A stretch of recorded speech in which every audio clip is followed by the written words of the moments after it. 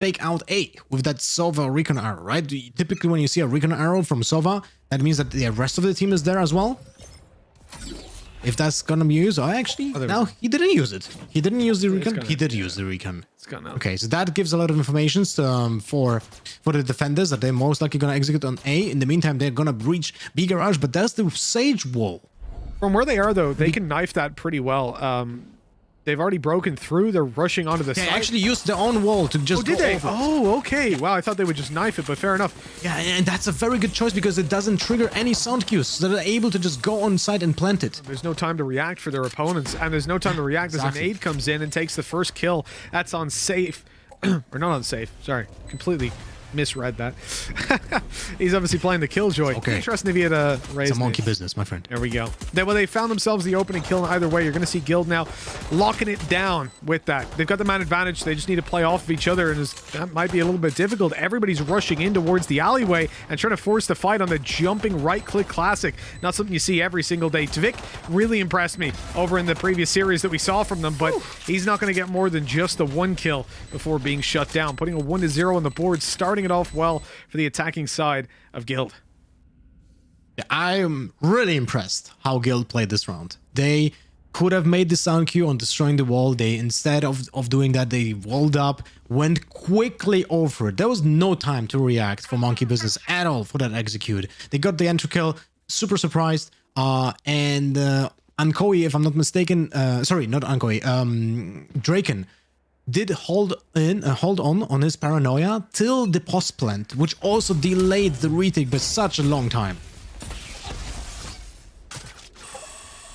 Alright, well, slows taking their time on the attack, which I like very much because they want to get informations. What is the equipment from their opponents? They sees the classic, didn't see anything else. They still don't know if it's a full force or not because he could have pulled out the classic just to destroy the drone. So they don't know if it's a force or not. Thing is, Draken with the Phantom on round 2 lurking. This is super dangerous. Yeah, I rate that play. Maybe not lurking so much and pushing forward by himself. I don't rate that, but having the Phantom right here, I think is that's really nice foresight for the future. Oh no, he's been shot in the side. Time to back off and run away. And then they spotted 3 players towards A earlier on. They knew that Omen was there and they saw Sage and Sova. So with that, I was surprised they stuck around for so long, but it looks like the idea there is they're trying to get them into a push so they can go back towards this site later on. They're taking their time, which I like very much. Playing against an eco, you don't want to push into a ambush of shorties and buckies. Good kill from Draken, but now, look at that. That Phantom is up for taking. That's the problem with leaving it around mid by itself. Yeah. Like, again, I love the idea of buying a Phantom in this round. I think buying up the weapons you can afford on 2 players is solid as hell. Sending them by themselves towards pistols... But you have to like just be next to your team. Because right now, what Monkey Business will try to do, it's probably just gonna save the Phantom because it's a huge win from this eco. Oh, staking his time. Yeah. Still, he's gonna save that, right? Although he goes to market. So his teammate's nowhere nearby. So he's just, another kill. No way. Now he's got a turret as well, so we'll have the info on them pushing forward. Element is shutting them down. I don't agree with this play. Trying to take the weapons out of their hands, it just seems way too risky for what you can get from it. But the thing is, it's worked out. And with that, econ-wise, this is huge. This is a strategy. Well. It was a nice try by Oni to shut it down afterwards. He only had a classic, so why not? But that's unreasonable. There's no way they should get so much done. Yeah. I mean, that one Phantom not only was 2.9k that did cost Guild on the buy, but it also did cost 2 Spectres. So huge cost, huge economical cost for Guild right now. And because of that, they're gonna be running, as you can see, a Bulldog, a Spectre, and 2 small shields on a full buy round. When right now Monkey Business is on a full buy, full utility, big shields, 5 rifles. I mean, I will respect the hell out of that play afterwards. Like, usually you get a rifle, as you said, it would just be the round win, right? Even if you don't kill anyone else, as long as you save that rifle, you've come out of that way more than you should have. And then they just get every kill. They just wipe out 4 players. That's so worthwhile when it works out. A gamble, but certainly one that's paid off. And Yasin in a little bit of trouble. He's just going to wait out the dart, drop in a nade to make sure they've got that spike plan for free. And that wall, you know, I need to see more teams destroy it before the start of the round, or rather as the round starts, because it feels like it only ever impacts the attackers in a positive way, not really the defenders. They're struggling for it now, having to break it on the way through. I mean, you mean the doors, right? Door, yeah, the door over there. Because you see, they put it down as those players are coming up through short. It stops them from killing anyone on the cross, and it stops the attackers from even worrying about the cross. That is true, but the only problem with that is that you can only open it after five seconds of the round start, so this leaves you vulnerable to a rush. Exactly. You kind of need two players towards the site to do that, but then you're either leaving short open or you're three-man stacking B or A, excuse me. So that's never going to be ideal. Well, Twix just caught a quick shot on the back of Yasin, so they love to play their exits on this, don't they? I'm not going to let you get away with those weapons for free if they can help it. Well, they still went around basically with a semi-low buy. I mean, kind of hard to say. It's just like a lower full buy, let's say like that. But they did a perfect execute, I would say, on site, right? The slow combination with the grenade from the scene on Haven cut off anyone just peeking when they were breaching site. Because of that, it was an easy plant. The doors were closed and destroyed. They also sprayed underneath it when it was closing, so no one could be close. Good execution. These shock darts at the start of every single round from Bonker are just pushing players back from taking any aggressive peeks, or at least you have to tank some damage if you do. That's conditioning, because what you're essentially telling your opponents is, that ult orb is mine, and don't you do anything about it. It's not only that, but because of that shock dart, it also destroys nano swarms that are being put into the tunnel, or even like at the entrance of the tunnel, and because of that, the killjoy utility has to be either placed after the beginning of the round. Good lurk by AKM, by the way. He knows also that there was the spike, so they got a lot of info. But what I like very much is that he withdraw from that position and just basically put a big question mark for Guild. What is happening next? Yeah, I think as far as the utility... Well, hold on. We'll talk about that in a moment, because it looks like what's happening next is a push towards the B site. There's heavy presence here as the spike's already rotating into play, but you've got 3 players already in position. That's where things can get very, very dicey for these attackers. They're still looking to commit towards it. They have no info on any other part of the map, so it's time to go at 26 there we go, seconds left, just about. Shock darts coming over. Bonker's a lot of lineups for these shock darts, but he's got lineups with his crosshair as well. Drake in full committed to that ult. I thought it was just for info, but he went all the way on no takes him down, but is traded out right after. Here comes the spike plan, 10 seconds left. They want to deny it. It doesn't look like they'll get the opportunity. Monkey Business coming in to try and actually get it done. Have they won the round? 3 seconds left. They've won it. It's done and dusted. What an absolutely insane play. Sacrificing himself for the round win as Onibai. Well, he survived this one. There's nothing they can do about it. That's massive. What a round. That was fantastic, actually. Really well played.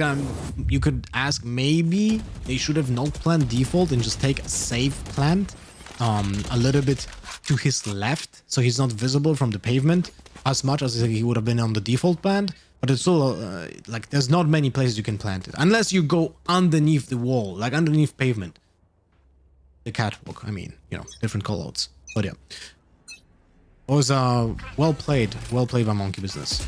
That blast. Here's the jump up, but the recon arrow pushes him out, so he cannot peek on the jump on the barrels. Both teams are presenting actually a very cool way of playing early game. They use the utility well from both sides. You know, it's either the recon arrow shock dart combination on the A side, or just wall up on garage B from Monkey Business.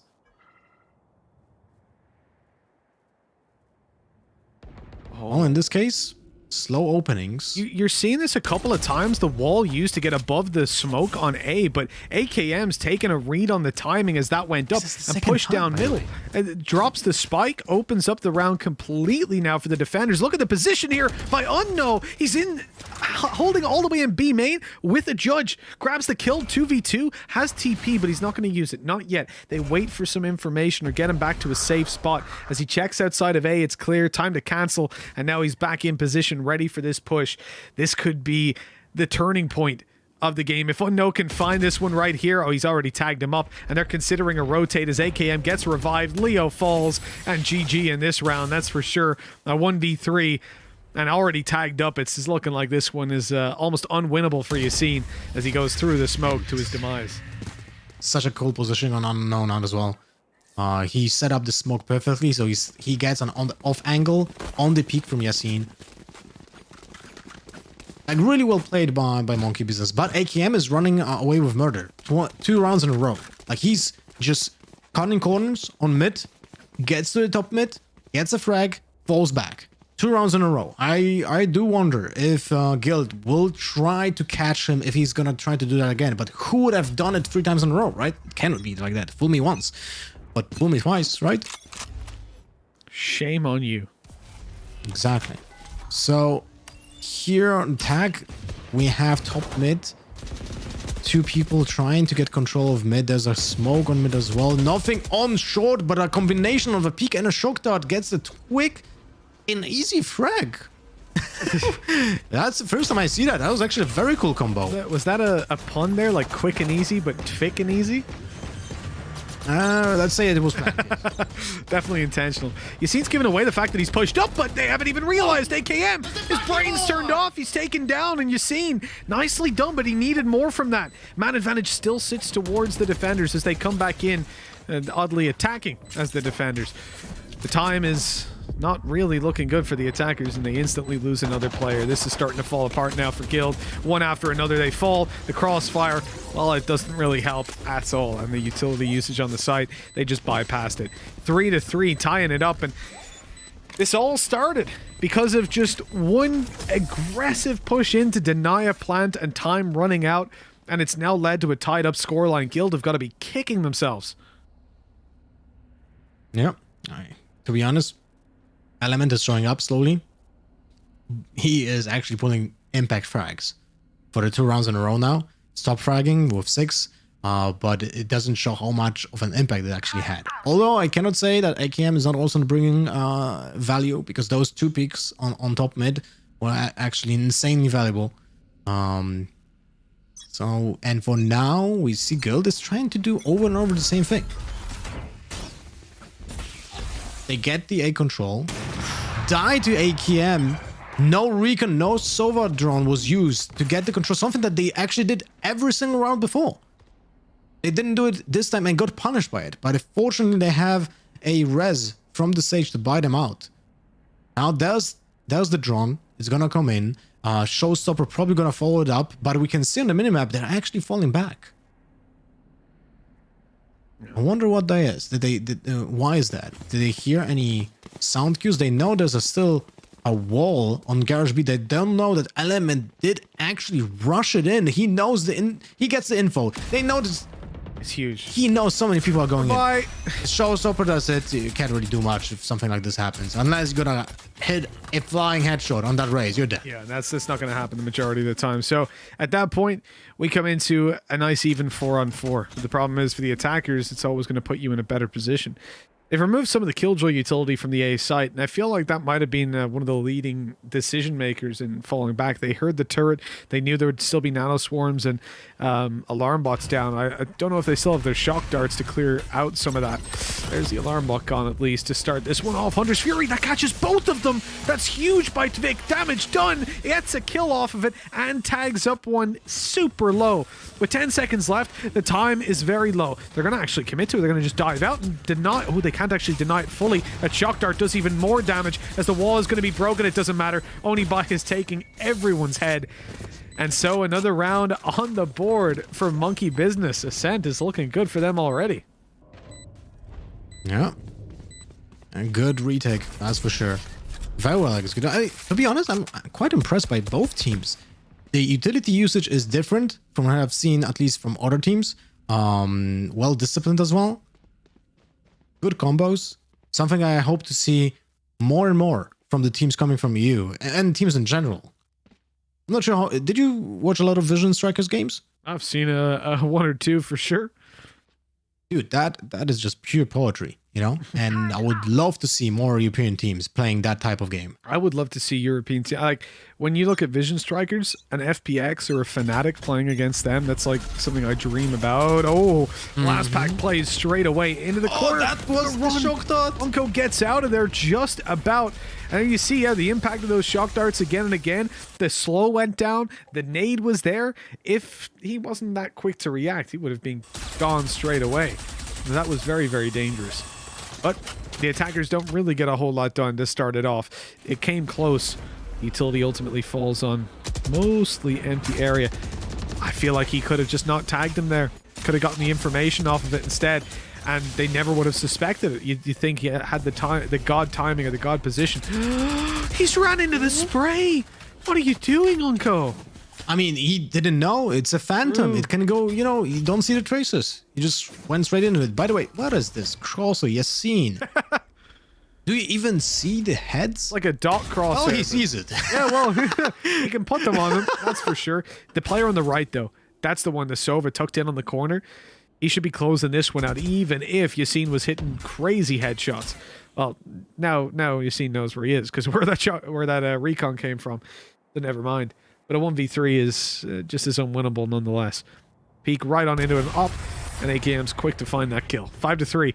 Another round now for Monkey Business, clocking them up on the defensive side.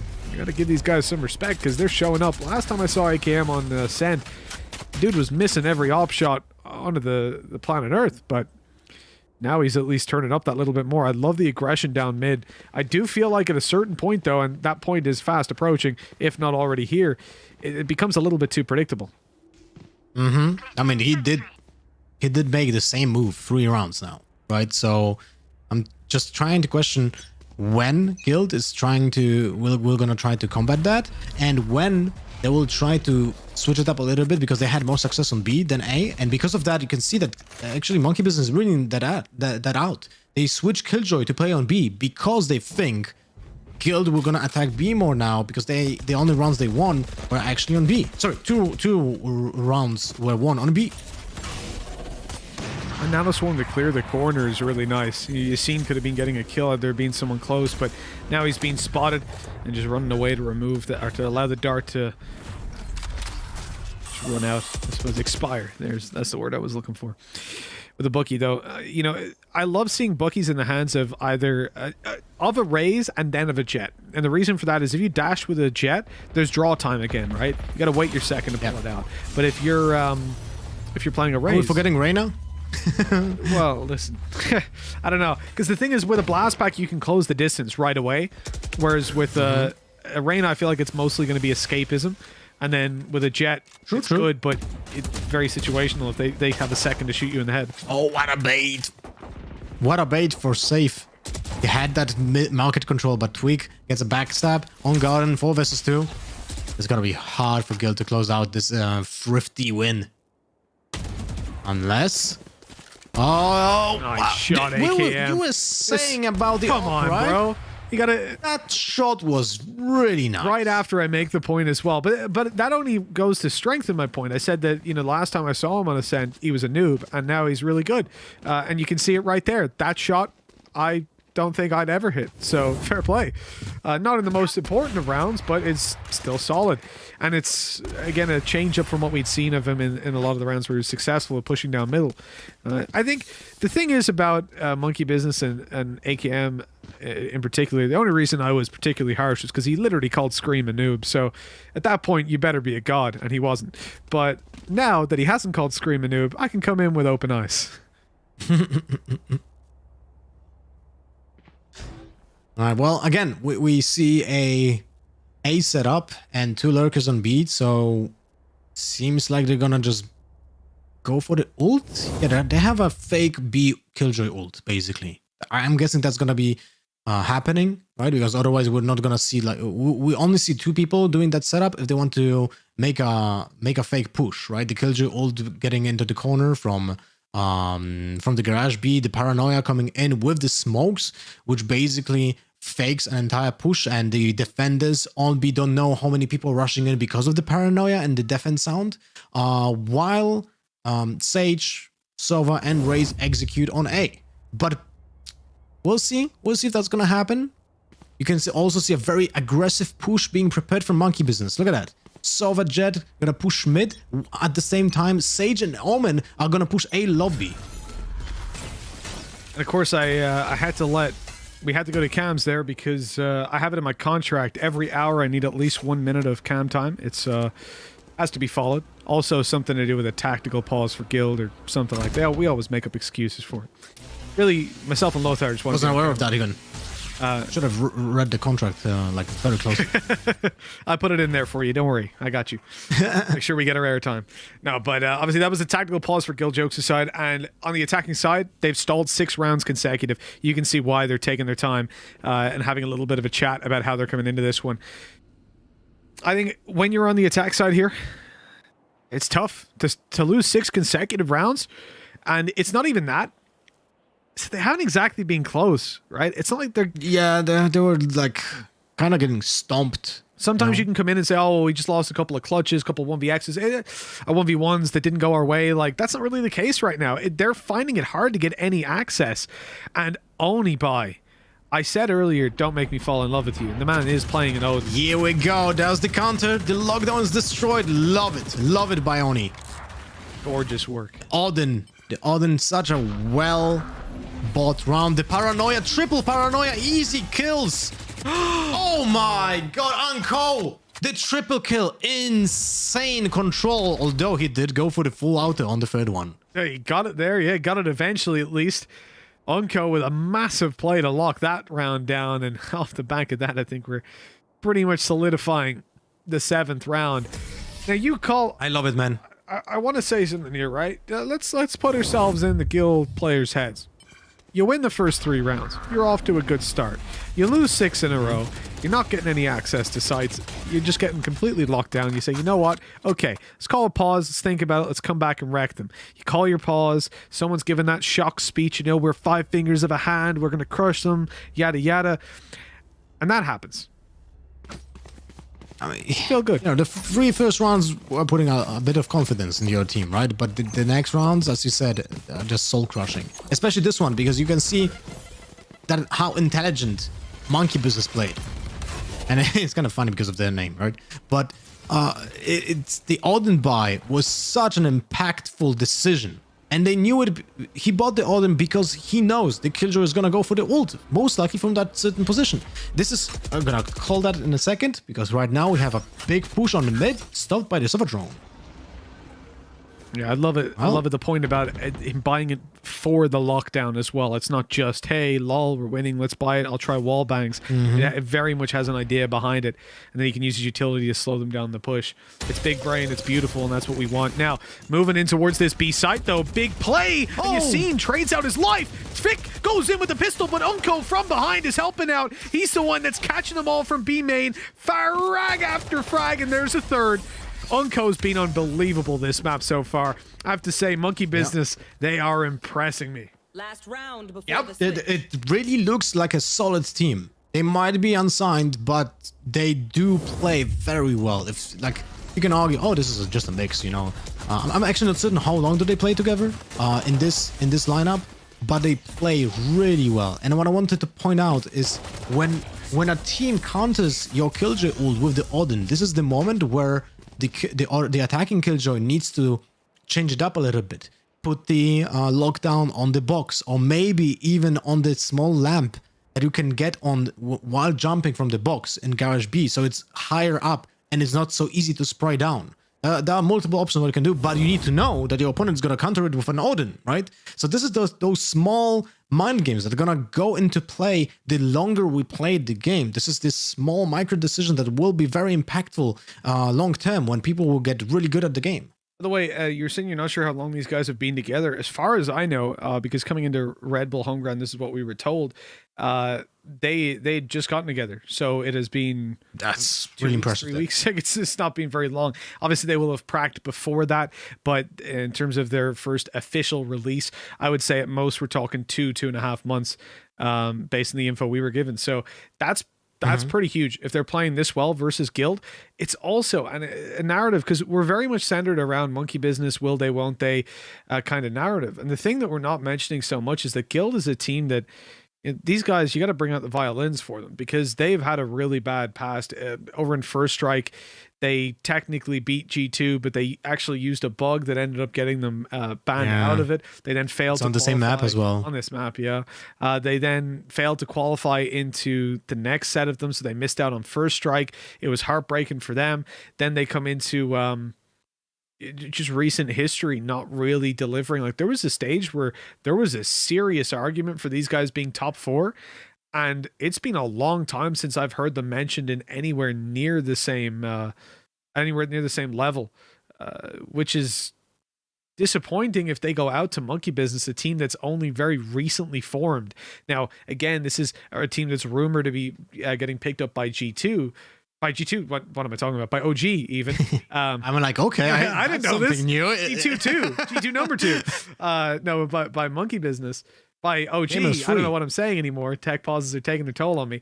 But even with that in mind, you know, that's not what Guild are there for. This is... Right.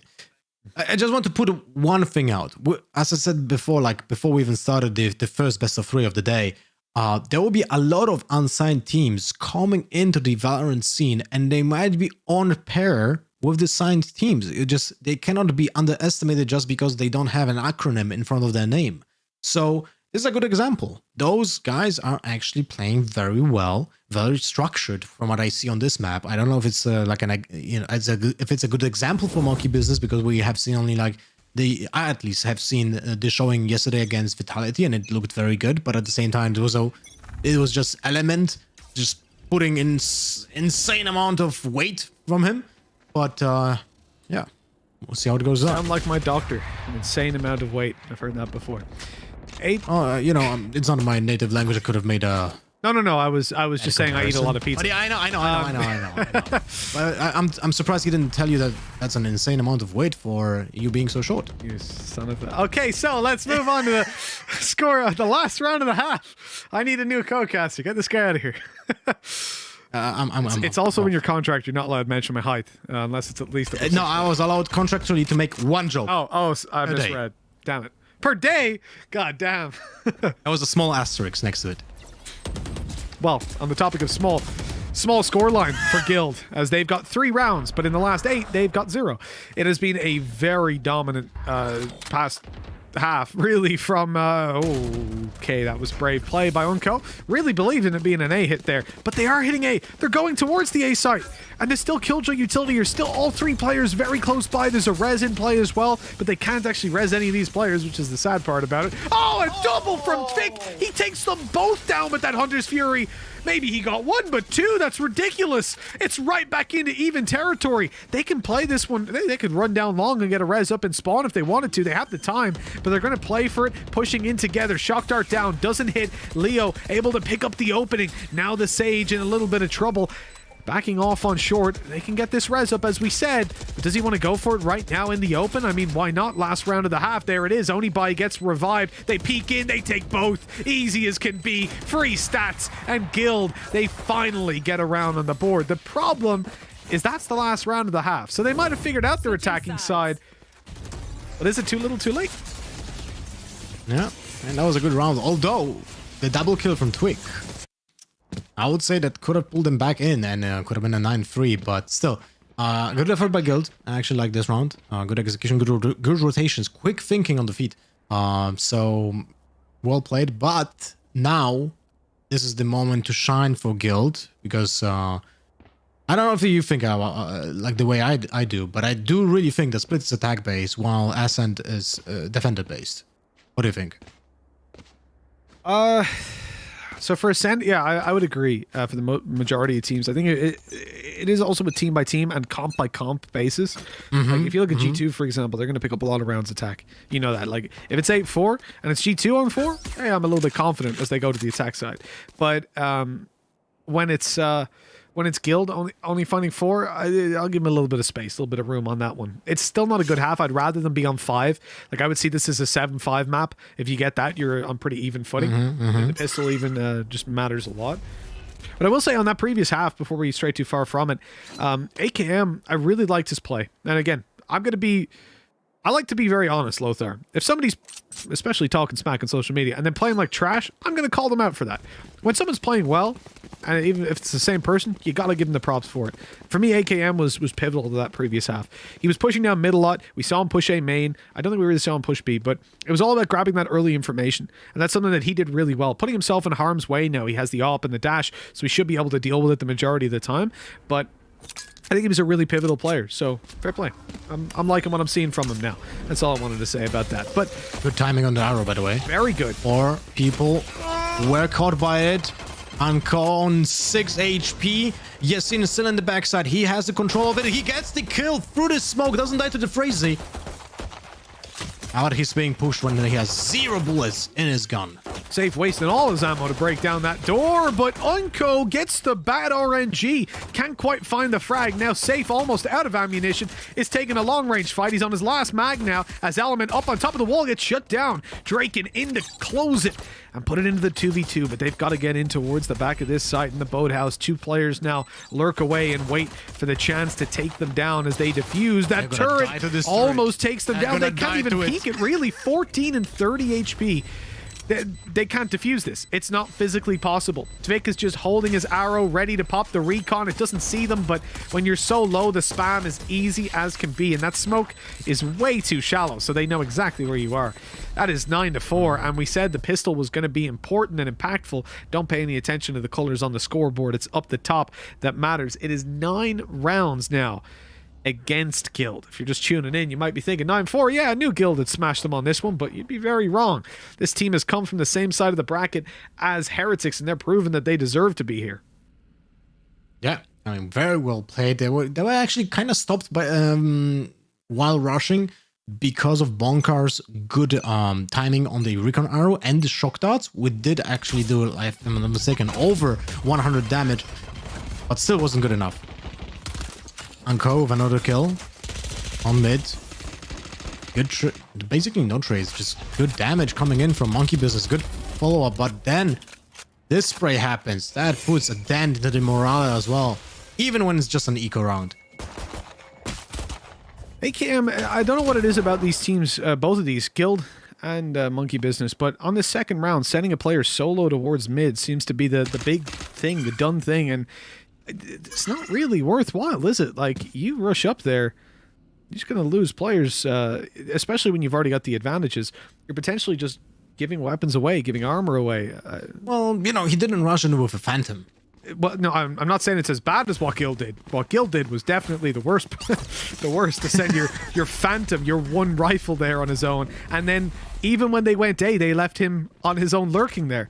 That was absolute madness. But still, I don't like sending a player solo like that aggressively. Double dinked from the classic on Twig. You feel that in your veins when something like this happens. Which, by the way, I feel like that's a little bit of a miscommunication on this round, because Yasin played exactly the same position on pistol round that Bonker played right now. So I feel like he didn't tell Bonker that he was playing that position, so they're gonna check it 100% sure. Mm-hmm. Small stuff. I mean, you know, he still got 1 kill, so it's good for ego. Yeah, but it is these little things that can make a massive impact in the long term. We already talked about the kind of butterfly effect in terms of ultimates even alone. Mm-hmm. In this one, this is full first buy for Guild. What is the setup? Aggressive setup on A, lobby, Alarmo bot getting a lot of information, but he still holds the angle. Quick wall to stop the push on B. No one taking mid control. So although they did use the utility, they don't really get a lot of information from this. This is really weird. I would shift everything on the A side, one to the left. You want your Omen surely watching middle. Your Killjoy can watch short. You've even got a turret to cover the short push. It seems like they have Killjoy utility and they're just going, nah, screw it. Let's play like it's not there. Very odd. Yeah, exactly. Oh, this is going to be dangerous, though. The Killjoy ult comes through, and they're just going to have to back off. But you seen he's kind of caught up close. He's caught looking off. to take the frag because he needed to, and he gets killed because of it. The sprays in the smoke, they're not going to get anything forward. In fact, Leo almost dies, crosses back over, and makes it away safely. This is getting dangerous as a push through the smoke. Nets nothing. Tvick in with 3, and the spike retrieved. Going in for the plant. Recon dart to come on through.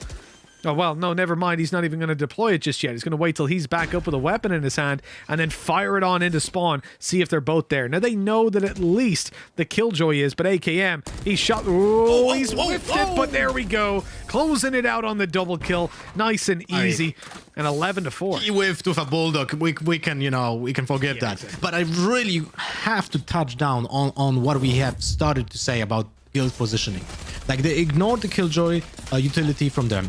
Basically, they played like they have nothing, like no map control, right? While they had map control, there was the alarm bot setup, there was the turret setup on A short. They could have taken a lot of mid control as well to get all of the information. And also, no one paid attention to the fact that Scythe had a 6 out of 7. And, sorry, not Scythe, Onibai had 6 out of 7, and just taking the orb from Garage B allowed him to use the ultimate. That is something that you should check every single time when you start the game, start the round, to check who has the ultimate ready or who has it, like, by one. By just taking one orb allows him to use his ultimate, because that gives you a lot of information of what your opponent can be prepared for. Yeah. Or preparing for, sorry. So, I feel like Yassine playing so close to the Sage Wall was a little bit of a misread, and Guild didn't get a lot of map control. They didn't get any map control, even though they had a good setup for it. Yeah, that's the thing in particular that really threw me off is how they had that set up, because it's not even that an alarm bot was covering A main, but it was so deep that if that Killjoy falls back in place exactly where Omen is right now, watches short for them, but lets the turret take opening contact so they know that she won't die, you can have that information very early on if they're pushing you. The other thing is, they had also early peaked A. It's not that they held this setup at the start of the round, it's that 30 seconds in when they had the info that no one was rushing A, there was no one pushed up, no one had even peeked it or shot utility or anything, and they still kept that setup. I know they'd rotated their Sova, but leaving mid open when you know that at the moment at least your Killjoy utility is covering everything and there's no sign of life, why would you leave mid open? That's just absolutely crazy. And what is also crazy is Bonkar's little spray down onto Unko. A quick frag, one to start it off, and look, this is the time they need to show up, because it's 11-4. Oh, Tvick, he dodged it. This guy's in the Matrix, is he? That was very close. It looks actually like he's like it was on him. I thought he was dead. What? Bonkar, hello? Guy's living on a different planet. All right, well, Guild woke up on the wrong side of the bed, or in the wrong country. I don't know what's happening. They're in different time zones. This is madness at this point. The read that mid, like, as if there was still a barrier up in middle and they couldn't push it. But Oni, wow, that's disgusting. Oni just double kill on mid. I'm not sure why were they even peeking with that Bucky on mid. Well, they were listening to you. You said it can kill on any range. Oh my god. Them. Yeah, that was a joke. That was just, you know, let me make sure. You don't have to make a sound when you shoot about Bucky as well. Everyone sat there like, wait, what? Just played a whole matchmaking game. Bah, bah, bah. Yeah. Stick a scope on it. Why not? Some slugs. No, like, this round just embodies what we've been saying for a couple. Like, there's been some setups that we've been questioning it and thinking, oh, I don't really know what they're doing there, but I really don't know what was going on in that round. Just a complete misread on timing and on the positions that were available for the taking for Monkey Business. And right now, I hate saying it, but right now Monkey Business is just schooling Guild. Match point. Fundamentals are missing right now from Guild on this map. And I'm hoping that it's as you say on this map. I'm hoping that's where we draw the line, because I don't want this to be the case moving forward. You know, what was the second map? Wait, Split was third. A second was Icebox. Yeah, and you know, here's a point, right? I'll give you the excuse, and then let me follow up on it before you cut me off and say I'm an idiot, because you would, because it's a really dumb thing. Maybe Guild aren't comfortable on Ascent. Maybe they don't play it that much, and this is just, you know, they're not quite used to the map, and oh, it's their most played map. They played it 25 times. So, like, that play around middle just to me says you don't have a clue what's going on. You don't know the map, you don't know the timings, you're not used to playing it, like in terms of what control have we got, what control have we given up. The same thing for the Killjoy utility on A. There's been a lot of these moments, and yet they do. Sorry for interrupting you, but this is the same exact thing happening over and over again. Killjoy was 6 out of 7. They took the orb, they went for the ult, but Yasin is doing work this time. He got the triple kill. That's the difference, but that's it. Getting a triple kill. Yeah, but it's also it's the timing on that push. That's something that you need to be ready for. But those two players lined up, both headshots connected within that sweet spot range to hit the one-shot headshot of 15 meters. Easy as could be for him on that. That was gorgeous work. And although he was dead, no matter what happened there, even if they didn't kill him instantly, he'd be caught by lockdown and eliminated. That was the kind of play that they needed. There's the kind of play he tried to make before, but the wall was just, it was still intact and it was blocking him from making his way forward. So the timing really was what cost him last time. But it's one play. Left. It's one time that you caught them off guard and made a massive play. What? You going to do that another 7 times? Yeah, I'm here for it if you can, but it doesn't look too likely. Even now, it's a 2v3. This is winnable. The TP to backside will get the plant in. Oh, he's control of B. He's in trouble, though. So he's going to plant back right, but if they spot that, they've already spotted it. They've seen where he is. They're spamming. The smoke blocks off vision for now, but it's a 2v3 after Yasin's big 3K. Didn't get no way they lose this. Well. But he's gone up on top of the boxes. This is a brave angle. Going to try to jump all the way over. Strafe's not quite there, but now he's made it, and there's no way they're ready for this. Paranoia about to come through. He pushes up close. There's a free kill. Unko out of there. It's now a 2v2 from a 4v3 at least. This is unbelievable. Unko wins it with a 4K. 13-4. Yasin 3Ks up the final round, and it's not enough. Well, Lothar, I think that... But you know what did fell apart, right? What's that? The mid push by the to another best of one. And that's the only way you can battle your way back into this game. But that's okay. It's gonna be an uphill battle. It's okay because in EU we're used to best of ones at this point, so they should be just fine with that. What I'll say when I look at a quick bit of information: MBS, the coach for Team Rye or Team Raise Your Edge, let me know in DMs there just in between the games that actually these guys have been screaming. That's monkey business for about 4 months now under different team names.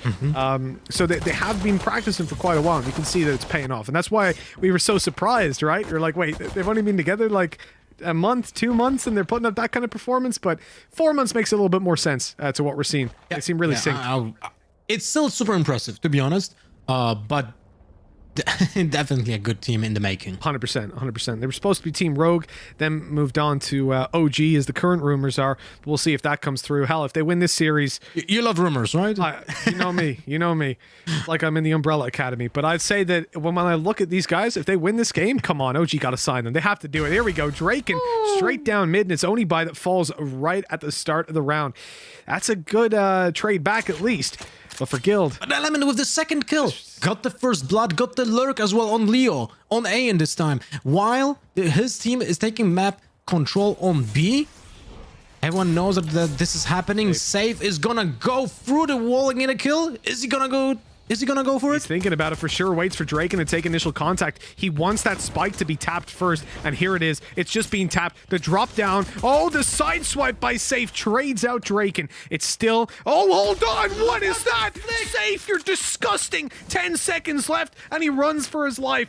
Trying to outlive this player, and that's all he has to do. His teammate can now force this and stop them. Oh no, they have no time. GG. Well done. Late. Element comes in, finds one, and that's going to be the end of it. He might even get hunted down. He jumps in the open, and he's gone. Doesn't matter so much though. The important part is... Does it? I mean, he could have gotten the plant still.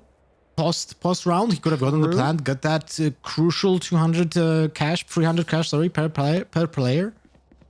I feel like. I mean, who was that?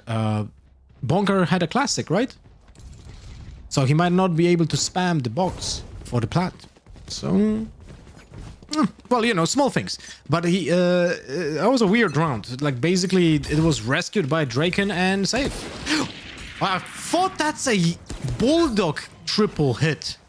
Never mind. I was so excited to see. I was like, wait, what? Is Bulldog suddenly a good gun? Rate of fire just increased massively. Oh, Draken. In a little bit of trouble with those whiffed shots, but it's okay. He just creates some distance now, make sure he's outside of 1-tap range. These weapons for the sheriffs in particular get outside of 30, so you're good to go on the 145 headshots. Shock darts are in play. There's no plant just yet. That Viper wall is going to go down, and that gives them an opportunity to take the fight fairly soon anyways. It's going to be a slow battle right now. The only way of winning this round by monkey business is getting like 1v1 battles. They need to go for some really prominent lurks and get some map control because of that, but now they're playing 3 versus 5 that they can't really do that anymore. So they try to just get a plant and that's it. Faster! Faster! Yeah. They're firing away. Nice headshot. Element comes in and gets the frag afterwards. You want to make it as costly as possible, but it's just not happening. That's going to be 2-0 and an expected shutdown in that round. They lose themselves a Marshal. It's not the end of the world, but it's always good to walk out with at least 1 or 2 kills and make them reinvest into armor and weapons on at least that one player. The problem is, you're not going to get the reinvestment because Draken's got his ultimate, and this is the perfect time to pop it while the rest of his team have weaker weapons, so it actually helps them even more than if he had saved the Marshal because it's much more versatile as a weapon. By the way, I'm not sure how much I like attacking B without a Sage. Like, it's not that easy to plant when you don't have a Sage wall ready on that cutoff, right? So I'm a little bit like worried about those B executes from monkey business, but they got the first blood on yellow area on B.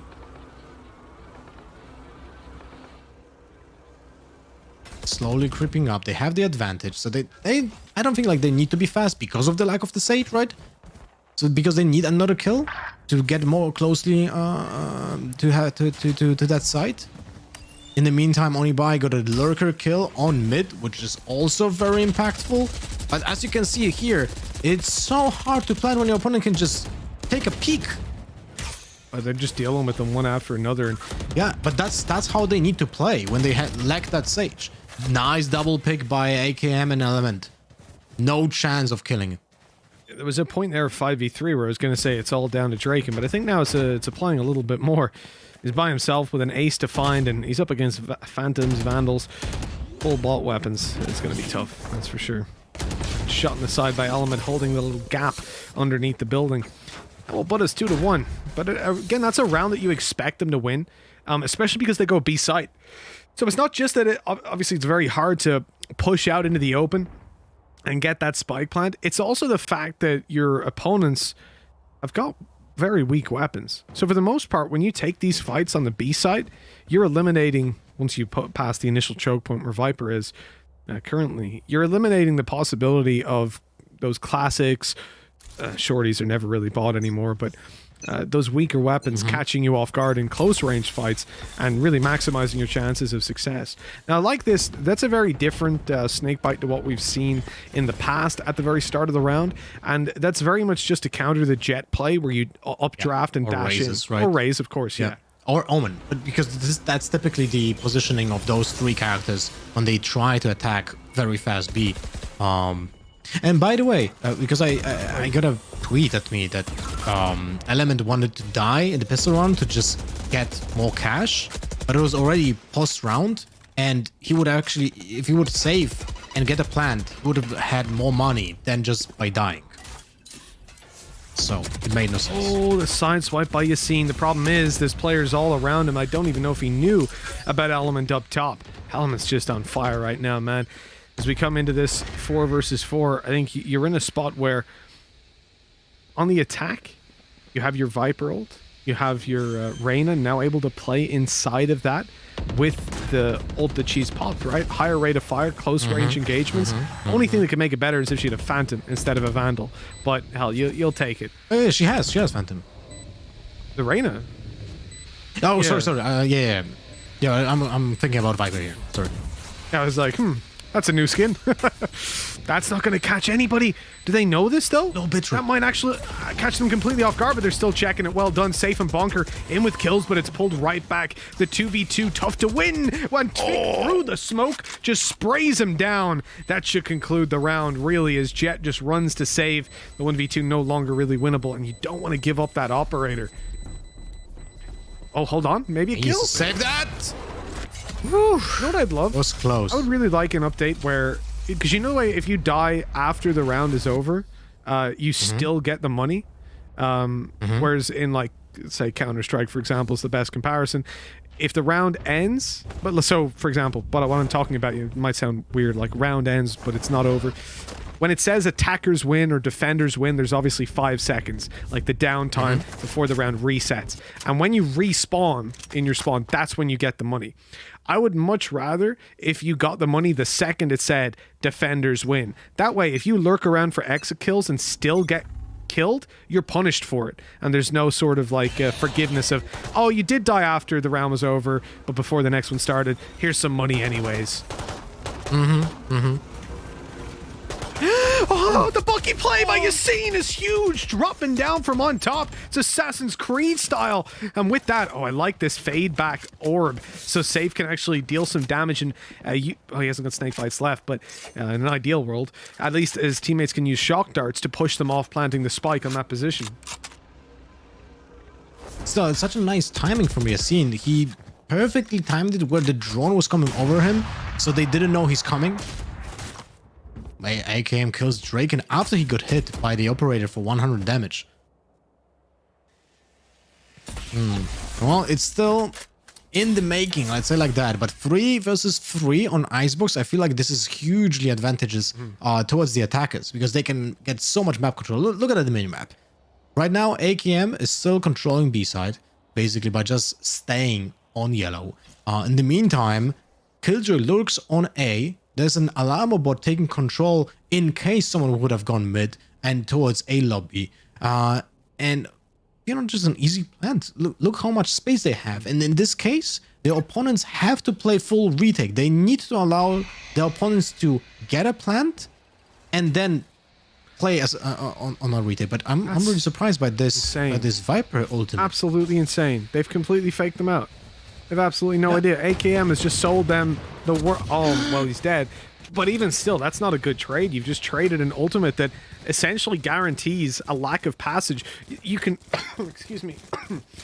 You can guarantee on the A site, you can ult up on top, stop them from going rope along the rope or the zip line or whatever you want to call it, and stop them going down below without taking a lot of damage and being easy pickings. You can block off B main, you can block off mid, you can block off pretty much anything on this map with that ult, and they've used it.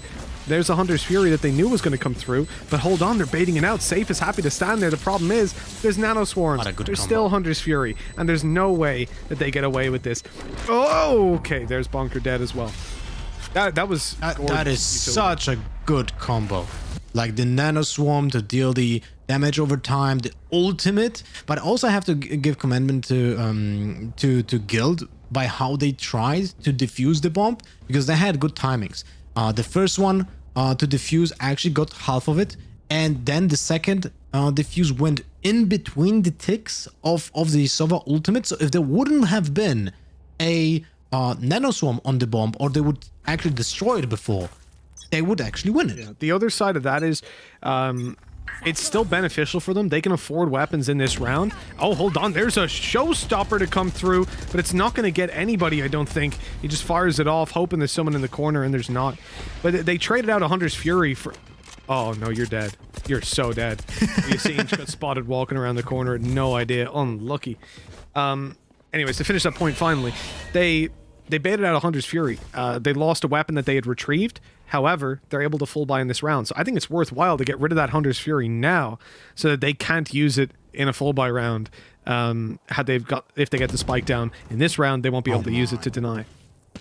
And with another really impactful kill, opening A side. Look at Leo, he's so scared. He has no idea what's happening on the side right now. Yeah, I like he has no one to cover him, no utility, nothing to help him out. in stopping a push forward, but he's not seeing anything. And the patience that's coming in, I think this is almost like selling a fake in itself until that drone comes through. You can see they were starting to shift towards the B site, but the drone comes in, they know now it's going to be commitment. Jets being heard, full rotates are on their way, but a plant is 99% going to be secured. Shock dart comes through, it did tickle up their Sova a bit. AKM, he just stood there tanking the shots and just looks at the recon and shoots. It doesn't give a damn he's taking damage. That could be dangerous, though, as they all fall, but Bonkers left alone. A quick flank out by Onibai. There's the lockdown in effect. He's going to have a tough time dealing with this one, playing in from the back of the site. He could have evaded it, but instead he swung out wide off our screens as Oni. We've switched him as he grabs a kill quickly and puts 4-2 on the board. That is a convincing start, at least, over on the monkey business side. Everything's going according to plan, right? The thing I would say is that they do look a little bit sloppy here. They look a little bit messy. They've been baited into using utility. I wouldn't even say they've been baited. They've just kind of used it for the crack. And what I'm talking about there is obviously Unko's, or excuse me.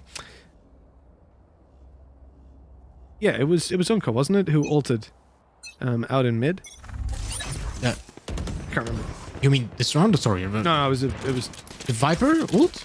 Maybe I'm misremembering completely. Either way, I feel like there's been some slip-ups for monkey business, but for guild, it just looks so much worse. And that's something that I really didn't anticipate. Even if you've been practicing for a long time, for the 4 months, guild have been together a while, and especially because you're going back to their old lineup, essentially, right?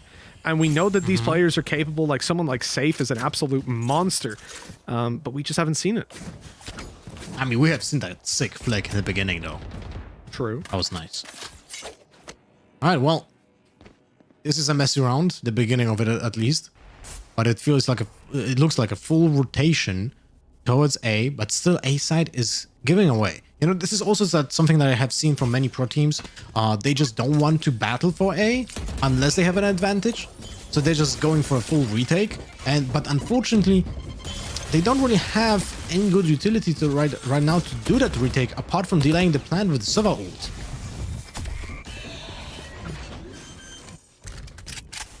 Well, the plant's going to go straight through. They're going to just play it off the man advantage in trying to get in. Now, what have you got to work with still?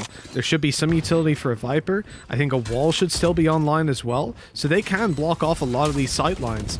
I mean, the Viper wall is used on attack on B, actually. Oh, yeah, but the defenders, they put up the Sage wall. It just gets destroyed instantly, though. So, oh, Element, come on, man. Let's just keep it on Element Cam at this point. The guy's well, maybe not. The guy has been insane. The 3K pulled out quick as you like. And AKM's the one to finish it off. But Element, well, the obvious joke is he's in his element. And I mean, it's true. He's the 5th element of this team. Hey. Yeah. Where's Bruce Willis? I never saw that movie. I've seen the poster, though. What? Before my time. You know what? What year did that come out? How can you... I don't even know what to say. When did it come out? Fifth Element. Let me look it up. One of the most iconic movies of the 90s. You need to watch Came out before I was born. Yeah. Oh my... What a drop! Again, death from above from Yassine. Second time he's doing that. This time with a Phantom, not a Bucky, but he's been walled off by his teammate. Out he goes! The Sage even went up for a little trip. That was nice. Coordinated falling. Well, a 5 versus 4 man advantage now to play with. Good start by Guild, but I feel like Yassine's been that kid with an ice cream getting it knocked out of his hand a couple of times. You know, he feels like he's done something good, he gets rewarded with an ice cream, he's happy, and then boom, it's on the floor, you lost the round. How many times we've seen the 3Ks, the 2Ks, and follow it up with absolutely nothing else except for 5Ks over in the hands of Monkey Business. We'll see if they're going to be able to close it out, because Yassine's still alive this time. He hasn't traded out his life for that advantage.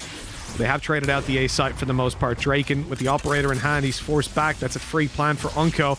He's going to drop down. The thing is, he's got that orb down, and he's also got himself post-plant utility in the form of Snakebite. So he's just getting into position safe on the flank. Leo with a quick revive. Unko taken down, and that round is clean. That feels like a little bit awkward. Because there was Unko that was holding it as well, and he allowed Element to be killed. I'm guessing I didn't see it from like the first person perspective, but Element was on the ramp looking on the side while Unko was holding the A lobby, if I'm not mistaken. So could have been a little bit of a miscommunication. It looked like a good execution on A side, don't get me wrong. The tossment was a little bit of chaotic. But this time Guild actually went through big moves from safe. But it's still a very long road ahead of them to get to a point where, you know, this half can be considered an even or even like a win for Guild. Still 5 rounds won for Monkey Business. This is again, Monkey Business like to do this. Sova is being used as a lurker to just kind of fake out that they're gonna execute on a certain site because of the commitment from the Sova utility, and yet they get control of the other side of the map. One of the dangerous things about that, though, is he had the spike, and we know that it's very common for Viper players to push up on B through their walls with utility.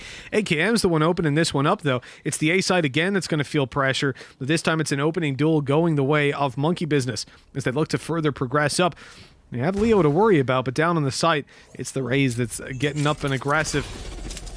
We're going to try and find someone. We didn't hear the voice line, but the ult has been popped, and there we go. dephh gets taken down quick as you like. A 3 versus 4. The showstopper, the silent showstopper, really, for us. Leaves you with a bit of a sour taste in your mouth if you're the attackers. Getting shut down like that, the mid play from Element, not going to be allowed at all. Leo knows they haven't pushed past because of that recon, and he saw one fall back. He uses this time to get himself into a good position in the corner. They've smoked off the left side poorly. Leo is still there and able to shut down Oniby. Where's the spacing on that one? Unco comes around the corner 5 minutes later, but luckily Leo's still in position. Now a plant can come through, but the problem could be the Hunter's Fury, which takes him down before it's even planted, and with that, we're going to end up with a round win for the defenders. There's no time to get back in there, and AKM, at best, manages to shut down that one final player, Safe, who flanked up, but he won't manage it. Alright, well, another Guild round. Finally, we actually have seen Bonker use his ult, because he had an occasion before. Yeah, it was one of those rounds where we were you even saying, right? Like, oh, well, he can deny the defuse, or the plant, and then they just plant it. The other thing, I've actually seen some really interesting plays when you have a Cypher on your team. And most teams go with either a Cypher or a Killjoy. It's interesting that you have the defenders here of Guild not rocking either. The Cypher cam combined with the Hunter's Fury for that choke point when you walk through A initially. If you don't tag them with the cam, but you just leave it active all around, and then just tell your Sova when to ult, you can just, it's a line, it's a straight line, right? There's nowhere they can go, and you're guaranteed tags. I've seen it used in NA to get a triple kill. It's a cute play, but at the same time, I feel like Cypher on Icebox is just poor choice. The thing is, if you're going to play Cypher, for me, he replaces the Sage. He's the mid holder. You use his... So you play both Killjoy and Cypher? No Killjoy. Well, then he replaces Killjoy. In the Guild lineup, for example, you could take out the Sage, put in the Cypher, and then have him control mid. You use it as the trap wires down through tube. So it's guaranteed control. Like, that wall's going to break in mid. Obviously, the push here is very fast, so it doesn't matter. He ran into the ultimate. That's not a good idea. And you see why. Element just shuts him down up close with a stinger. And with that, man advantage now. They can get that spike planted too and just play around this ulti. This is dangerous. Element, he just keeps going. Stop this guy. I don't really understand why that push was happening for that ultimate, but it's so... it's like you're asking for a death wish. Well, I've heard before, you seem the kind of player that sometimes he just feels it. There will be no logic. There will be no, you know, if you sit back and say, well, the chances of you winning that were pretty low. It's like, but it's his, I can't remember the word one of the guys used, but it's just like for his feng shui, he has to just go for it. Got to feel it, feel the rhythm, feel the rhyme, get on up, it's bobsleigh time, and he just goes. And then his bobsleigh Rhyme is not in this team, though. Oh, failed the rhyme. Oh, my. That took me way too long. They're hunting him down, dude. They're coming around yellow. Look at the mini-map. Why are we not watching Draken? Draken's just died. He's lost the op. Oh, no. R.I.P. That was a very expensive round. Yeah. I feel like, you know, it just feels like Guild is lacking a little bit of patience and discipline on the retakes. They go one by one instead of just waiting for everyone to just get on the same note. And use the abilities together, use the pushes together, go into for trades, not go one by one. You know what, all I have to say is Monkey Business, they're insane, but this is not normally. Check PC. No, there. I made that joke last masterfully. I know. We're gonna make it every best. Oh, he could have actually hide behind the wall and not getting. He did still. He missed it. So it works. At least it's a silence weapon, so it works out for him. I like the ult used towards B. Obviously, this is one we've seen quite a lot. They meet down below, but it also covers out the top part of the B site. In this case, it's not going to be used, but it does rob a lot of information because it also allows you to push in underneath the tubes once it's activated. For safe, he's moving right on into the A site where he's popped that ultimate. And where it's at right now, it's covering a lot of ground, but the right side is, well, his right side, as you push through, would be the left, is really the weakness. They can slip in there, take barely any damage, and if you do it with something like a flash, not that they have efficient ones, or a recon dart more specifically in this comp, you can get yourself out of that ult and start flanking around very easily, and it's quite dangerous. So it means he can't just sit inside his ultimate unless he plays right up next to the choke point. And then it's very easy to spam you and predict those positions. Interesting to see that we actually had a Viper Orb inside of the ultimate being used while there's no wall up also on B long. Alright, well, Draken doing work, got that first blood, which is an equalizer. Oh no, Draken, he's missed the shot, fades back, but he's taken down quick as can be. Element on his way up behind, catches a Sova with an arrow in hand. Ooh. He brought a bow to a gunfight, I suppose. Safe, unfortunately for Element, is going to cut that kill streak short and now look to win out this 2 versus 2. The heals are up as dephh. Oh, both of them actually move towards the spawn. That's big plays, but they were just spotted. Now the information to play with Safe. He's a beast, he's an animal, and with a Vandal in his hand, he wants the double kill. Around he goes, but dephh is too strong. Such a, like, let's say just hard retake scenario. Both of them are there. There's a good cover for the second player behind the wall. He doesn't have to peek at all, just waits for the contact from the Sova. If there's a contact, then he wide swings, get the trade. There's almost no possibility unless Safe does the craziest flick and just lands a headshot. But it's such a tough scenario to win. Insane. I mean, that was a good round, good lurking as well. Draken got a hit, but he needed 2 kills, basically, to make a difference. 1 was not good enough. And this is a fast A execute? Is it? First time? Oh, they actually stopped moving a little bit. It did draw out some utility from Guild. Unco dies on mid to Bonker from a Spectre. That was actually a long-range battle, and he lost that. This is a really interesting start. We had mid-aggression, which allowed them then to full stack 4 players on the A site, because you combine that with the fact that Safe has already pushed B, dropped the wall, and seeing that absolutely nobody's there. This is massive for these guys to play off of. And the question is, does Safe just continue to get aggressive? It looks like it. He's gone right on in, tucked in the corner. This is an angle that it's tough to check, but they're gonna do it anyways. Yep. Out he goes, running away, but he'll be caught. He'll be just about seen on his way and shot in the back, but hold on, he survives. Up goes the orb just to allow him to cross back, but he's going to continue to get aggressive. It might not have been exactly expected, but Element still quick to hit those shots. Final round, no ult pop for Element. That's interesting. I would have expected him to have it out already. He's going to go for the plant, but Leo, he wants to peek out. Smoke there to allow him to spam. Element goes down to Yassine. Bonker with another, and that's it. Close. Spectres. Bonker with a triple kill on a Spectre this round. It's unreal. Big play. Unbelievable work. 7-5 at the halftime, and Guild, well, it's going to be hard for them now on the attack, but we'll see what they're able to pull out. They do have a Sage on attack, and I know that sounds weird, but it does open a lot of possibilities on attack just because of the Sage wall. The thing is, for me though, this has to work on the attack. The composition that they took, when you play without a Killjoy or a Cypher, it's going to open you up to a lot more possibilities. Pretty much every agent you have is, I wouldn't say beneficial, because it's not like Killjoy and Cypher aren't beneficial at all on the attack, but they're very they can initiate combat a lot more. Anyone you have, pretty much. So I'd say Viper's probably the one exception to that rule, and even then, we have seen many a game where the Viper is still playing quite aggressive in spite of her utility disappearing when she dies. There's also a lot of post-plant utility. You have to remember this for Guild. You've got Sova, you've got Viper, and you've got Raze, all capable of delaying spike plants. So if you have all that utility online and those players alive, you can take super passive post plants, and we'll see if that comes through now as the spike's already gone down. And it's a full 5v5 retake on a pistol round. Element on 33 HP after getting hit by the grenade. So he needs to get a kill to heal up. This is gonna be a tough task for him. He got hit again. He's on 1 HP.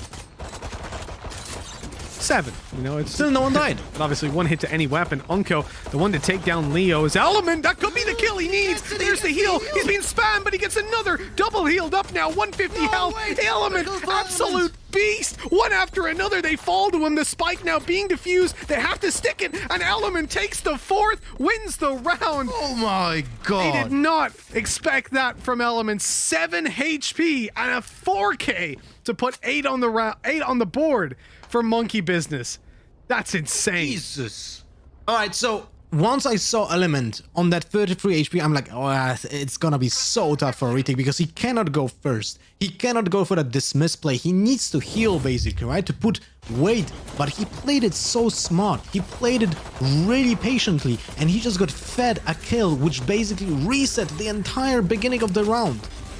Such a good patience from the entire team, actually. The problem, right, when you play up against Arena, you have to kill her, because if you don't, she's actually coming out on top, not just with the kill, but probably 150 HP. More HP than you can even have going into the pistol round. So it's dangerous, and massive play by Element. Jeez, you said it was going to be a one-man show, Lothar. You weren't lying. AKM. Dude, he has on 20 kills in round 13. His position, though, from Yassine. AKM's spidey senses were tingling, but he has no idea just how close the danger is. Yassine, with a classic in hand, gonna go for the play up behind him. He spots out one on range. Oh, no. Ritz! No headshot, and now he gets the kill. Ah, man, classic sometimes is like that. Oh. It's heartbreaking. It really is. Yeah. And with that, the round is in dire straits. You could say it's over, and you wouldn't be wrong. Low HP on Bonker as he runs. We'll try to get a plant. Whoop, turn to the right. Yeah, I thought he was going to plant on the left side there.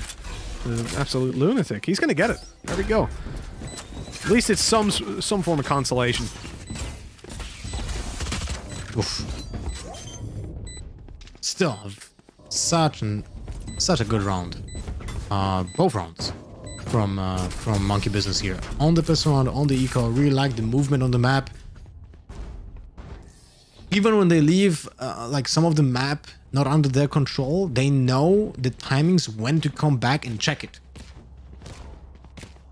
Very cool. Very structured. 21. Only 1 kill on Element, by the way. No. What a noob. I was expecting like 3, 4, Yeah. 5, maybe 6. They have a sage, right? Yeah, if they'll lose this, it's definitely Element's fault. He's such a noob, honestly. Drop this guy. Now, like, what the hell? 21 for 9 right now. He has 1 assist, because he just kills people. He doesn't damage them. He either kills them, but that's it. That's the only option. Looking for double digits on the defensive side. You're up against a full buy. Nice check. You got to realize, you know, the weapons, again, we say this every time, but this is a bonus round. The weapons in the hands of the defensive side are not good. They don't have the expensive ones. They're saving their money for the next round. So they expect to lose this one. That is understandable if they do. But they want to do as much damage as they can. Now, Element in a round like this takes on even more value. If he finds himself a kill, he can retrieve a weapon potentially and heal himself up fully to 150 health. At that point, he has got a full buy off just 1 kill. That would be huge. Will he actually... Oh my God, look at the minimap. Look at the minimap. Look at the... Yassine just went by Element. Turn around, bro. Turn around, don't. There's no idea they've walked past him. Oh, Element. This could be huge because the rest of the team is going to come here. Unless they go like back. A Benny Hill thing. Unless they go back to meet him, to meet the rest of the team, which I don't think they will. They're going to hold for the push. He saw it. He sees one. But hold on. What does he do? But he doesn't what does he know- do? he does he doesn't know take the there's a frag? race. You wait for the other players to come by. There's one up close now, and a second kill. Dismiss out of there. He's still alive. 2 kills. Looking for more. 3. Element, you absolute monster. What is this? They've won the round. It's a 4v1 off the back of an absolutely insane play by Element. The position was perfect. The patience was there. And now 10 seconds left for Draken to try and recover it. It is not going to happen. That's disgusting. He wins it on the zip line. Come on, Element. Get out of here. I don't believe what I have just seen. And that's not a joke on, by the way, on the guilds just seen. Oh God. Dude, You don't believe what you seen? that was nuts. I'm not even talking about the timings, but the flick on the Sova after he gets a kill on the Sage in the nest was absolutely insane. That won the round. That Sova kill. It's nuts. It's disgusting. It's filthy. I don't want to even imagine what's going on in their TeamSpeak or Discord or whatever the hell kind of voice comm server they use. In-game chat, they must be screaming their goddamn heads off. That was filthy. Element's disgusting, and we mentioned that's a bonus round. It's not when you're supposed to win. You're supposed to do damage. You're supposed to get an idea how your enemy's playing, not absolutely tear them to shreds with a Spectre and a 4K. Element's unstoppable, and for Guild right now, 10-5, they are behind, but they've got the spike plant. They have weaker weapons, though. This is the disadvantage. They don't have an Element from what we've seen, but they do have a Hunter's Fury. It's all about this play up behind, but sadly, there's no one there. And I have to say, it lets me down that Onibai has the Blast Play Zilla skin and not the Oni that Tvik has, because if he did, then every time he bought a Phantom, I'd say, hey, that's an Onibai. But oh well. Oh, he's reloading. Goodbye. Oh. Nice timing on the reload, though. Yeah, there was a player down close that he didn't know about, so he thinks, oh, the guy in heaven's the only one I need to worry about. Gets peeked down below. Easy peasy. Safe. Shutting them down with Leo. And that's Guild's round, 6-10. The thing is... I mean, that's a consolidation prize for the previous round, but still, it doesn't really hurt Monkey Business that much. They still have a lot of cash going around. They can force this round. Element has 7.1k, right? So for Guild, this is like, it doesn't look good. Let's say it like that. There are 6-10, only 3 rounds left for Monkey Business, and judging by how this match looks right now, Guild has to be a little bit tilted by Element. Oh, come on, you gotta be. This guy's insane. And the consistency as well to go from the first Icebox to this one and still deliver this kind of performance, it's filthy. I can't even begin to put logic to how that's happening. The different plays that he's making and it's working out for him. He's just individually unbelievable. Just take Reyna on every map. Screw it. Why not? This is a tactical pause here by Monkey Business, the team that are leading 10-6. And I love it when teams do this. You get upset by a round. Now, what happened in that round? You had Guild rush up the A site with weaker weapons, overwhelm them, push them back with utility, wall them off, get a plant, and play post plants successfully with a man advantage. That is not something that you want to allow them to repeat when they have a full buy. So what do? You call a pause now, you fix the issue, and then you come through and slap them around. And that's why they call a pause. A lot of teams, they won't do that. They'll just go, oh, screw it, we'll fix it now, and go for it on the fly. But I love the idea to just slow it down, take a breather, and figure out exactly where the holes were in the ship.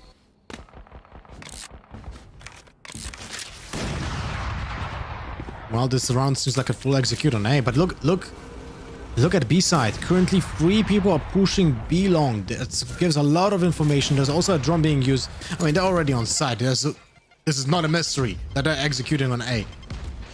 No, of course not. They've sensed the weakness. They're like the shark sensing blood in the water. They know this is where they can get away with it. But the response here from Monkey Business has been to push up B and for Element to join this fight where previously it was only AKM. Element in with a free kill. Now he has the option to dismiss. He takes another. Of course he takes another. He's being challenged out wide, looking for the headshots. He'll reload on the way back, and both kills go the way of Guild.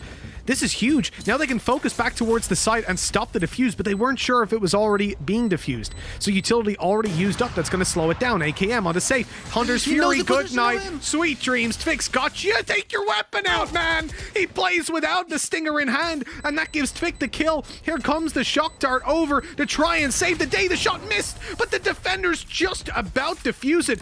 That was a ridiculous round. Bonker almost wins it. Onibai even gets his operator in the end, and it's 11-6. What the hell was this round?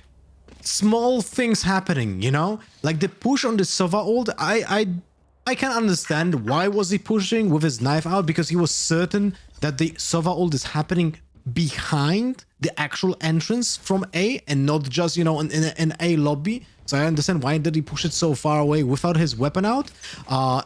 But the unlucky thing happening for Guild was the recon arrow landing on the top of the box in mid and not on the actual site. Oh my god, what a round. I'm lost at this point for words. It's... Alright, well, A is being secured by Viper ult right now, so... I like it a lot. Can we swap to Viper for 1 second? I just want to see. It looks like he put it... he either put it down in the middle or he did it from the rope up on top of the vent. And if it was... Kind of hard to see from here. Yeah, if we swap to Viper at some point, we'll see. Because I'm not sure... The danger with ulting down below is that they can still take the rope silently above you and get behind your teammates from A. So that means you have to keep dipping in and out of the ultimate, which if it's so aggressive, you definitely don't want that. We'll see it now anyways, because Gilder's starting to move towards the A site. Whoa.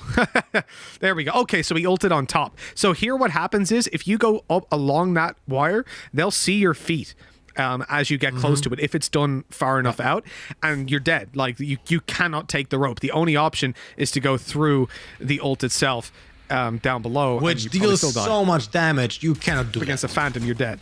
Look here, the feet. Yeah. See the feet? Easy. He doesn't know. Save doesn't know that ult. Superb. And now the molot of the snakebite will also just stop anyone from attacking because they cannot go through it with 1 HP. No. Okay, that was a little bit unlucky. Okay, so Yassine was 1 HP, but now he's going to res back up a little bit of that health as it regens. Here comes the knives, and Draken from afar saves the day because those players were low, man. Hold down left click with those knives, and it's over and done with. Element, he doesn't even flash around the corner in time. He gets it far and wide now, but there's too many players lined up. He was being opped, he was being shot by every weapon. At least Phantoms and Vandals. And that pretty much closes it out. Draken in with a fantastic round covering his teammates from afar, and 11-7 we go. And those is actually a very close round because of the... If the Viper would actually get another kill, if Anko would actually get another kill while defending that Viper ult, they couldn't rush it in.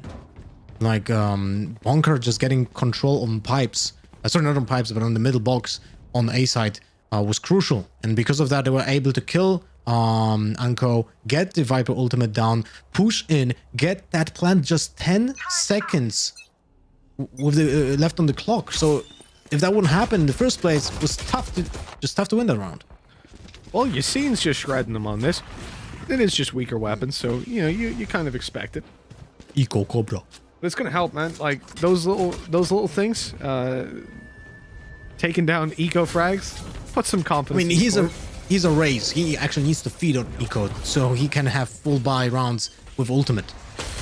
Draken, so he gets more value. He's dropping down. You know, I feel like in this instance, Draken's 1 away from getting his ult. He can go forward and grab a kill. I think over time we're going to see teams be much more conscious of playing making those kind of plays, right? Like, I have my ultimate, I'm not going to take eco frags. I'm going to let you guys take the fight, and I'll be the reserve just in case.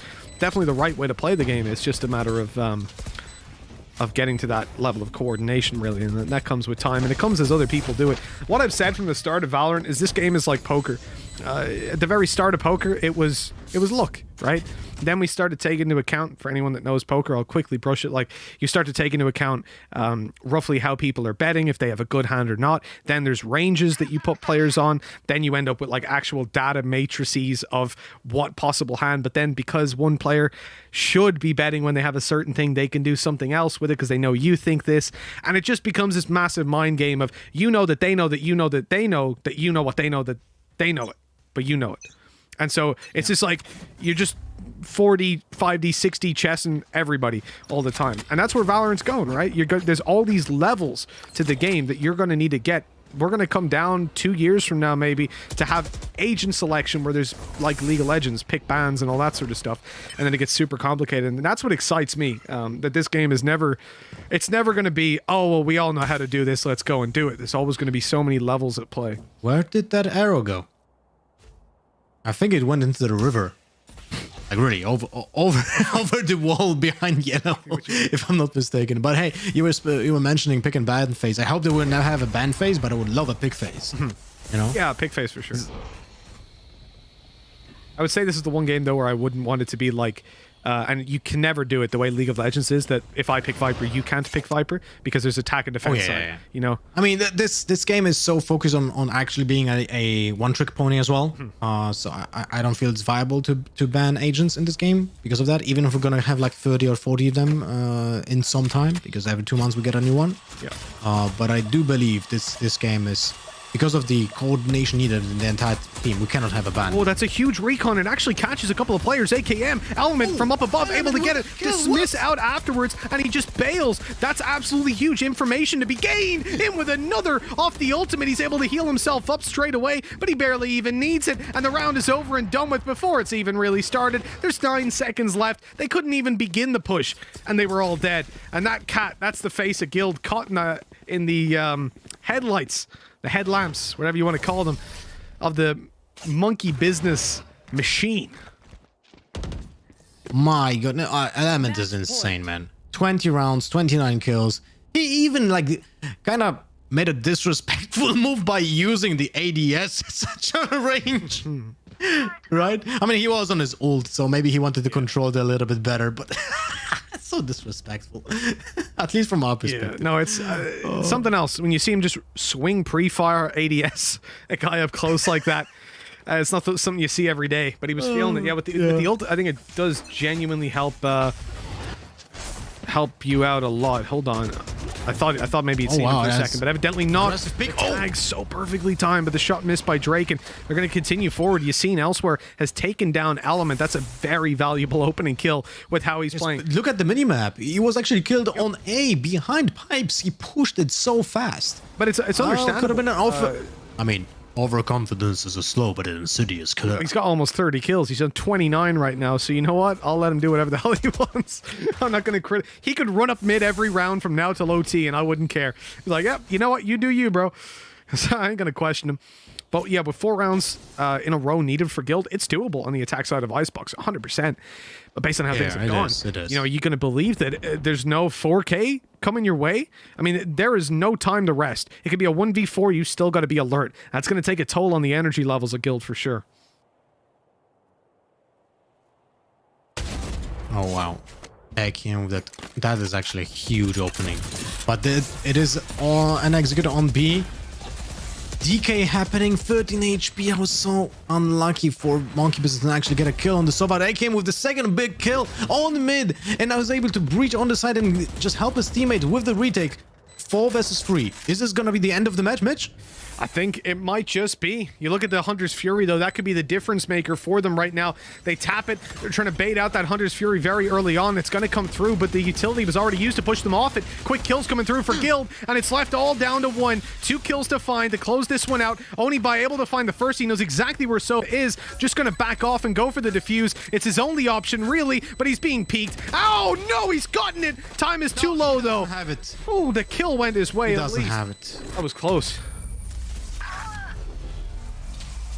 That was actually very promising for Monkey Business to just close it out. It was forward free at some point, but unfortunately, that was a good combo from the positioning of the team on yellow and the Sova ult that pushed them into the crosshairs. Basically, what happened is after the initial first charge of the ultimate, just pushing away someone from defusing the bomb. Then he transferred his ult to people being close to yellow, which pushed them in front of the people just holding the angle on yellow and get easy kills for Guild. It's not the most ideal of scenarios. Oh, wow! But that's a hell of a start. AKM, he's just come in with the shot on the Drake, nice and shot. my feed was refreshing there, but all right, cool. Got him just in time to see someone peek with an op and die instantly. Yassine, oh, he's caught off guard. Element from above. AKM with a headshot, and it's looking like it might just be over. That jet ult doing so much damage. Previously, we had the Hunter's Fury to delay time. We had Killjoy utility, but now we haven't even got the spike planted, and a 2v5 to win out. Safe, well, they're playing safe for now, hoping that somebody pushes forward, and Bonker does, unfortunately. They were hoping that, you know, to be AKM or someone to peek them with their back turned or looking the wrong way, but no. He comes in, a 3rd kill, quick 1 tap, and looking for the final 4th to finish it. It's not going to happen, but Safe's got a 1v4 still. You know, no flawless yet. You know, Lothar, I feel like we've had a good game. We've had a good run for Guild, but they're showing they still need to go back to the drawing board. There's still some work to be done, and that is just proven by Element coming in with yet another kill, closing things out, and knocking Guild out of the first week. 31?